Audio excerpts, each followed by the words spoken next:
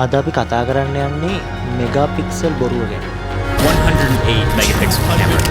200 megapixel photo. Has a 200 megapixel. 8 megapixel. It's still a 61 megapixel sensor. So I need to find 20 megapixels. 108 megapixels. Hello හැමෝටම මම දිනූෂ මම independent film එක කෙනෙක්. ඉතින් අද පොඩි වෙනස් විදිහේ කන්ටෙන්ට් එකක් ගැන කතා කරන්න ඕන කියලා හිතුණා. මම මෑත ගොඩක් දකින දෙයක් තමයි මොබයිල් ෆෝන්ස්. එහෙම නැත්නම් ওই මොබයිල් ෆෝන් shops එහෙම ගොඩාක් මාකට් කරන දෙයක් තමයි ඒ ෆෝන් එකේ තියෙන මෙගාපික්සල් ගාන සහ වීඩියෝ රෙසලූෂන් එක. මට හිතුණා මේක ගැන පොඩ්ඩක් කතා කරන්න ඕනේ කියලා. මොකද ගොඩක් මිනිස්සුන්ට මේක ගැන ලොකු අවබෝධයක් නැති හින්දා මේක ගැන වීඩියෝ කරන්න ඕනේ කියලා මට හිතුණා. අද වීඩියෝ එක ෆිල්ම් මේකින් කරන කෙනෙක්ට විතරක් නෙමෙයි ෆෝන් ගැන ෆෝන් එක අලුතෙන් බය කරන්න ඉන්න කෙනෙක් නම් ඒකේ කැමරා එක ගැන විශේෂත්වයෙන් ඔයා සැලකිලිමත් වෙනවා නම් එයාටත් ගොඩක් වැදගත් වෙයි මේ වීඩියෝ එක. ඒ හින්දා අන්තිම වෙනකම් වීඩියෝ එක බලන්න. හරි.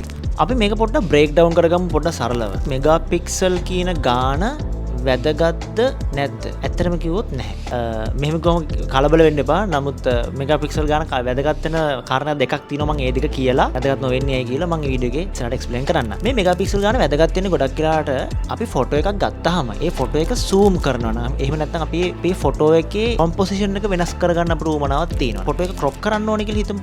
එතකොට මේ මෙගාපික්සල් ගාන වැදගත් වෙනවා. ඒ වගේම තමයි printing වලදී. ඉතින් මේ කාරණා දෙක අරනකොට මෙගාපික්සල් ගාන ඇත්තටම ලොකුවට වැදගත් වෙන්නේ නැහැ කැමරා එක. හරි. මේක ඕගොල්ලොන්ට තාම විශ්වාස කරන්න නැත්නම් මේක දිහා පොඩ්ඩක් බලන්නකෝ. මේ තියෙන්නේ Samsung Galaxy S24 Ultra එකක්. මේ තියෙන්නේ Sony A7S3 full frame camera එකක්. S24 Ultra එකේ මෙගාපික්සල් තියෙනවා 200ක්. Sony A7S3 එකේ තියෙන්නේ මෙගාපික්සල් 12යි. කොහොමද මේක වෙන්නේ? ෆෝන් shops ගොඩක් වෙලාට කරන දෙයක් තමයි මේකේ තියෙන මෙගාපික්සල් ගාන ලොකු මාකටිං ට්‍රික් එකක් විදිහට පාවිච්චි කරනවා. මේගොල්ලෝ මේක මාකටිං වලදී සෑහෙන පාවිච්චි කරනවා මිනිස්සු මිස්ලීඩ් කරන සමහර ලාවට. එක පැත්තකින් වැරදි නෑ. අගේ ඇත්ත. හැබැයි මේක ඇත්තටම මිනිස්සුන්ගේ ඔළුව ඇතුළට දාලා තියෙන කැමරා එකේ ක්වොලිටි එක ඩිපෙන්ඩ් වෙන්නේ මෙගාපික්සල් ගාන මත කියලා. එහෙම නෑ. එහෙමනම් මොකක්ද මේකට වැදගත් වෙන දේ? කැමරා එකක් ක්වොලිටි වෙන්නේ කොහොමද? S24 Ultra එකේ මෙගාපික්සල් 200ක් තියෙනවා නම් ඒක ඇත්තටම ගොඩාක් ක්වොලිටි වැඩි වෙන්න බෑ. මොකක්ද ඒකට හේතුව? මේකට බලපාන්නේ එකම එක දෙයයි. ඒ තමයි sensor එකේ size එක. මේ හැම කැමරා එකකටම sensor එකක්. ඉතින් S24 Ultra එක කියන්නේ මොබයිල් ෆෝන් එකක්. ඒකේ තියෙන sensor එක ඕගොල්ලෝ ඇත්තටම බැලුවොත් ගොඩක් පොඩි. Sony A7S3 එක full frame කැමරා එක mirrorless. ඉතින් මේ කැමරා එක ලංකාවේ දරන්නේ පිටරට වුණත් ෆිල්ම් මේකර්ස්ලා වුණත් use කරන දෙයක්. short films වැඩවලට digital commercials වලට ගොඩක් වැඩවලට use කරනවා. ඉතින් ඒ වගේ වැඩවලට use කරන්න තරම් මේක quality එක වැඩි වෙන්න හේතුව තමයි මේකේ sensor එකේ size එක. එතකොට sensor එකේ ප්‍රමාණය ලොකු වෙන තරමට ආලෝකය කැමරා එක ඇතුලේ capture කරගන්න පුළුවන් ප්‍රවණතාවය වැඩි. වර්ගඵලය වැඩි වෙන්න ආලෝකය උරා ගන්න පුළුවන් ප්‍රමාණය වැඩිනේ. එහෙම හිතුවොත් ඕගොල්ලෝ මේක තේරුම් ගන්න ලේසි. ඉතින් මේක තමයි ඇත්තම කතන්දර. 24 Ultra එකත් එක්ක compare කරාම Sony A7S3 එකේ sensor size එක 35.6 mm වැඩි කිරීම 23.8ක් විතර වෙනවා. ඉතින් මොබයිල් ෆෝන් එකකට වඩා මේ වගේ කැමරා එකක තියෙන sensor එකේ විශාලත්වය ගොඩක් ලොකුයි. කිහිප ගුණයකින් වැඩි. මේක ඇත්තටම Samsung එකටවත් S24 Ultra එකටවත් වැරදි වැටහීමක් දෙන්න කරන වීඩියෝ ගන්න නෙමෙයි.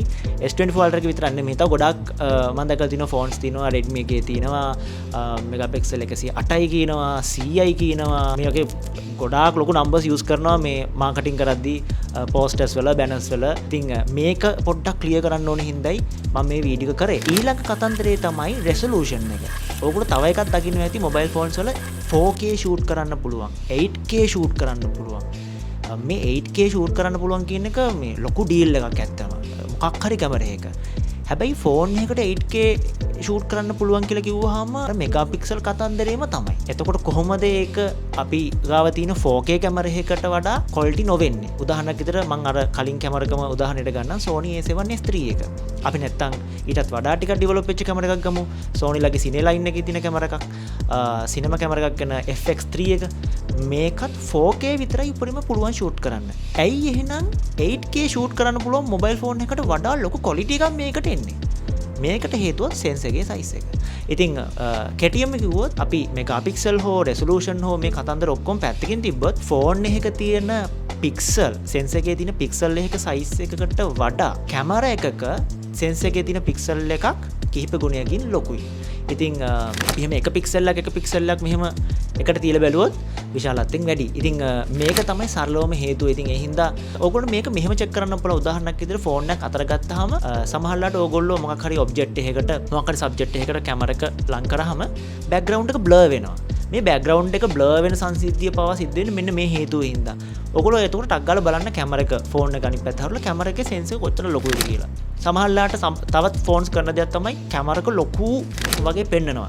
හැබැයි ඇත්තටම ලං වෙලා බැලුවොත් එහෙම කැමරා එක නෙමෙයි තියෙන්නේ. ඒ ඇවිල්ලා කැමරා එකේ කේසින් එක. සෙන්සර් එක ගොඩක් පොඩි ඇතුලේ.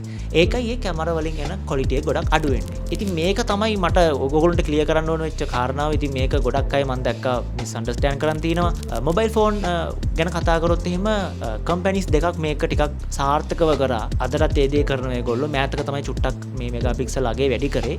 එකක් තමයි iPhones අනිත් එක තමයි Google සමාගමෙන් නිකුත් වෙන Pixel phones. උදාහරණයක් විදිහට ගත්තොත් iPhones ගැන කතා කරොත් iPhones iPhone 13 Pro Max එක වෙනකම්ම 12 මෙගාපික්සල් තමයි යස් කරේ. ඉතින් අර කැමරාස් වල තියෙන අගේම තමයි. නමුත් ඔයගොල්ලෝ හරියට බැලුවොත් අදටත් iPhone 13 එකක් 12 එකක් එහෙම අතර ගත්තොත් ලොකු ක්වොලිටි එකක් ඔයගොල්ලෝ බලන්න පුළුවන් වීඩියෝස් වල ෆොටෝස් වල. මේකට හේතුව ඒ කැමරාස් වල තියෙන සෙන්සර් එක ලොකුයි. ඔයගොල්ලෝ දැකලා ඇති ඇත්තටම කැමරා එකේ iPhones වල පික්සල් එක එහෙම ගත්තත් එහෙමයි.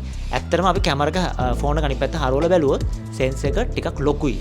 අනිත් ෆෝන්ස් එක්ක කම්පෙයාර් කරලා බැලුවම කොහොමද මේ Sony FX3 එකක එහෙම නැත්නම් 4K ෂූට් කරන්න පුළුවන් කැමරා එකක කොහොමද මේ ක්වොලිටි එක වැඩි වෙන්නේ? ඒකට හේතුව ඒ කැමරාස් වල තියෙන හරි ලෙන්සස් එහෙම පාවිච්චි කරොත් ලොකු ආලෝක ප්‍රමාණයක් ගන්න පුළුවන්. එතකොට ඒ ඉමේජ් එක කැප්චර් කරගන්න ඒ ඉමේජ් එක කැප්චර් කරලා කැමරා එකෙන් අවුට් කරන්න පුළුවන් උපරිම ක්වොලිටි එකෙන් ෆුටේජ් එක කැප්චර් කරගන්න පුළුවන් කැමරා එකට. ඉතින් ඒ හැකියාව තියෙන හින්දා තමයි එහෙම මේ අපි කියන මේ ප්‍රොෆෙෂනල් කැමරාස් වල ක්වොලිටි එක වැඩි වෙන්නේ. ෆෝන් එකේම එන කැමරා ඇප් එකෙන් ගොඩාක් වෙලාවට sharpness වැඩි වෙච්ච එහෙම නැත්නම් saturation වැඩි වෙච්ච වගේ ඉමේජ් එකක් තමයි එළියට දෙන්නේ. ඉතින් දැන් ගොඩක් වෙලාවට ෆෝන්ස් වල iPhones වල එහෙම විශේෂයෙන් ඔයගොන්ට පුළුවන් බලන්න එහෙම නැත්නම් third party apps තියෙනවා.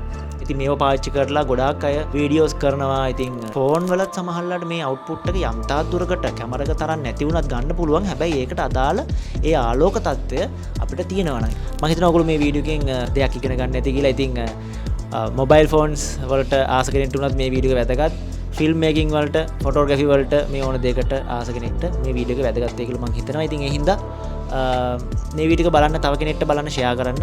ඉතින් මේක තමයි මට ඔයගොල්ලොත් එක්ක බෙදා හදා ගන්න ඕන උනේ. ඔයගොල්ලන්ට ක්ලියර් කරලා දෙන්න ඕන උනේ. ඉතින් channel එක subscribe කරන්න. අපි ඉක්මනින්ම තව අලුත් වීඩියෝ එකකින් හම්බෙමු.